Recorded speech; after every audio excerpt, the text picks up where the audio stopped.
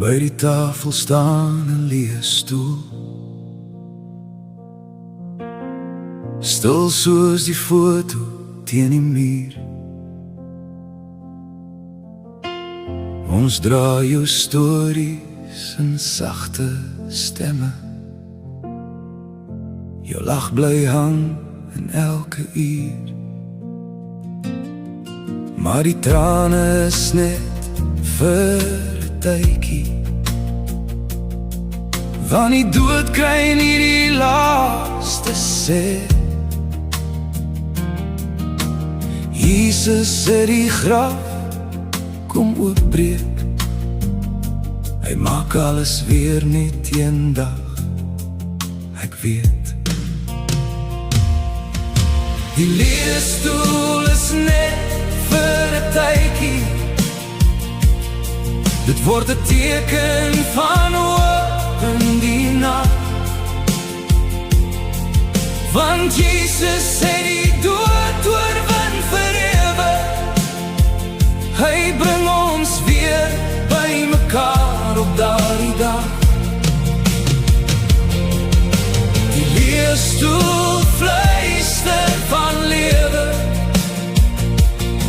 wat saam met hom nooit vergaan, nooit verdwyn. In sy arms, by ons verlosser, sal ons almal weer saam staan. Weer saam een. Ons dek nog steeds jou plek op Sondag,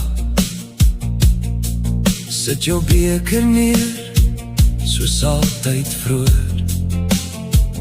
Tussen die stilte hoor ek jou gebede, soos sagte wind tussen die bome buite.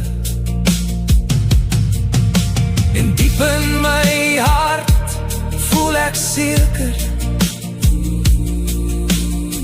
jy is nie weg nie, net vooruit.